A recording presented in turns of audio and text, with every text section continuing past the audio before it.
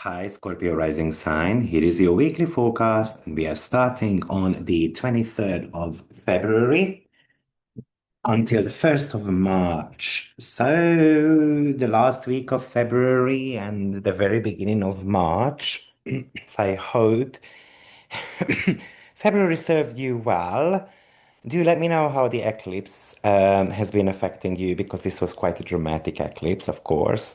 This really connected to your fourth and seventh house. I did make a video about it for my membership program. And if you consider signing up right now, it's half price for the first month. So you can figure out whether you like my teaching style and so forth, depending on what level you choose, of course.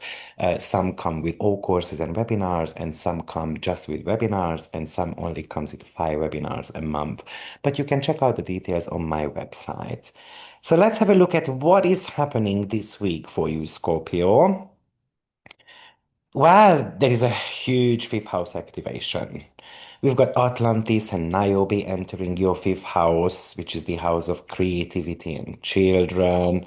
So, a creative spark that sank maybe years ago, and it could all come back up. And then we've got the Sun and North Node conjunction happening in your fifth house as well on Gemini Dwad, actually. And it might show you a new way to have fun, something potentially a romantic endeavor that it could bring into your life as well. But we do have got a Mars and Uranus square to be mindful of. It is triggering actually the eclipse point in your chart. And some of those eclipses can get activated as we speak. So, family drama, partnership drama, a lightning strike can be happening at home, sudden twists, and so forth. But we are going to be talking about this a little bit deeper. So let's just start with that Sun and North Node conjunction, which could be quite pivotal actually. It might be a creative project that you start working on, and it might become kind of like a milestone. And maybe you need to find words to express this new sense of self, for example, that you have been working on. Or potentially it could even talk to you about getting pregnant as well. Or it could talk to you about having a bit of a drama with a child or a romantic interest of yours. And with that Mars and Uranus, it's very easy to get snapped, to snap at someone. And maybe you need to be actually healing a wound related to the fact that you have got the right to play. You have got the right to express your feelings because we also have got a Mercury and Venus conjunction happening this week as well, also in your fifth house. Now, talking about that Venus, it is in sextile to Juno as well at the same time, and Juno is placed in your third house. So this might be a tough but serious conversation that we might be having with a neighbor, a sibling, a child of ours, or simply you are ready to sell your creative ideas. You're finding new ways to kind of make money. Or having an idea that you want to be committing to, how to boost your confidence. Also, this could be about you showcasing your unique voice somehow. You find a structured way to express your art, for example, or you might even sign a contract for a short-term project. I can even imagine that you might be making a commitment to a hobby, something creative that might require some daily discipline, and that would be Juno in Capricorn in the third house. Now, we do have got this series and Chiron conjunction. And, this might be a health wound, a chronic issue, which might need to be addressed, but you can address it through something new, something proactive, more of a nurturing routine.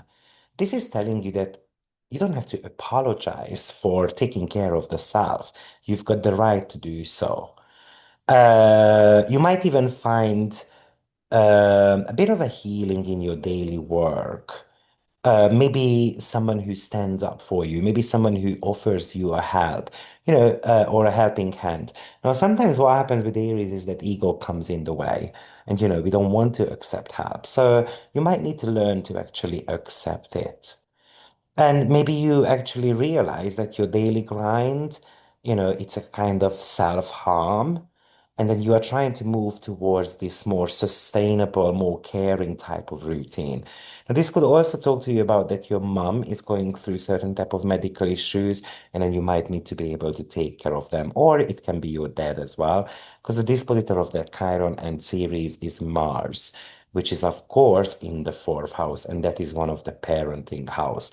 But you can also get tired of just doing the daily, chores for the family members.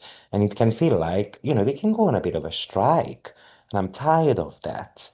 And that might be connected to the Mars and Uranus square as well, which is a little bit more angry, like it's a little bit angrier than usual.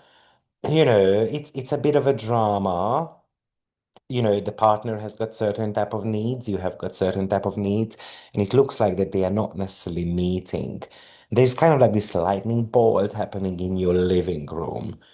You can suddenly decide that you move, or you change your home environment completely, or you want to be actually ending a partnership as well, because it feels like it's a rut.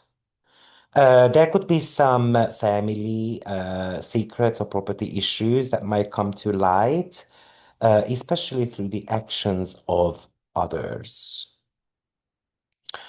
Niobe being in your fifth house, which I have already touched based on at the beginning of the video, but it's about being proud, for example, in our child's achievements or your kind of like creative genius energy. But also, it can indicate that you have got a creative project going on and then you don't get the applause that you expected. Or a child who tries to assert their independence. And, that might be bruises your ego a little bit. Like a child can kind of silently tell you something that you don't necessarily like, basically. But what if you rediscover the joy of creating something? Well, that would be the best. So not necessarily just for the praise, but because it kind of warms my heart. And we have got an out of bound moon almost the entire week in three signs. Now, my recommendation here is, or at least I hope you listen to the general forecast video, because I'm giving you the exact degrees there, and the most important aspect is going to be the one that hits your natal planets. So therefore, you might want to be definitely listening to the weekly forecast energy as well. But the outbound moon starts in your seventh house, which is the house of partnership. So imagine relationships are being kind of hit, striked by this lightning rod. So the partner can act erratically, or maybe it's just about you in a way that you're trying to find a radical new way to relate to others, to attract clients, and it could give you really a genius idea how to go after them. And then this is on the 23rd and the 24th. Now, 25th, 26th, the moon is going to be in the sign of Gemini, still out of bound in your eighth house. And you are kind of like in an investigative mode.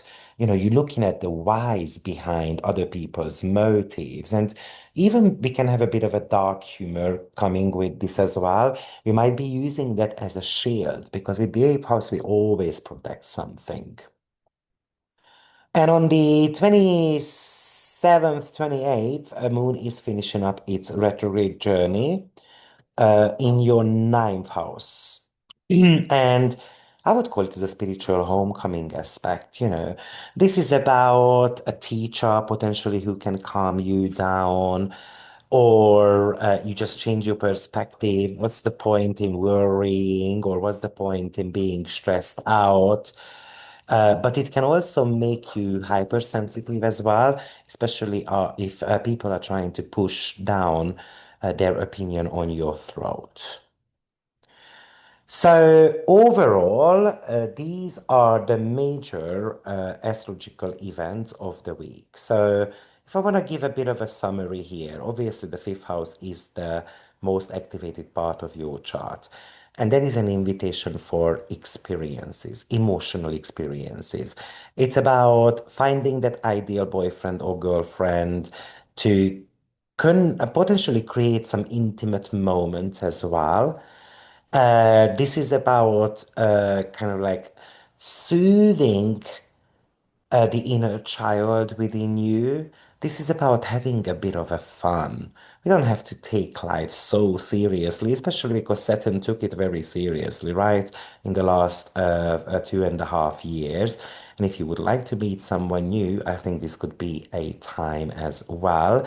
And maybe it's just casual at the beginning, but it can become something more exciting later on. So let's be that fun-loving, friendly type of energy so that you can attract someone really great into your life. Now, with Venus and Mercury conjunction, because Mercury is retrograde and Venus is your relationship planet, actually, this can bring someone old back into your life as well. So, good luck, Scorpio rising, and I will see you next week. Take care. Bye bye.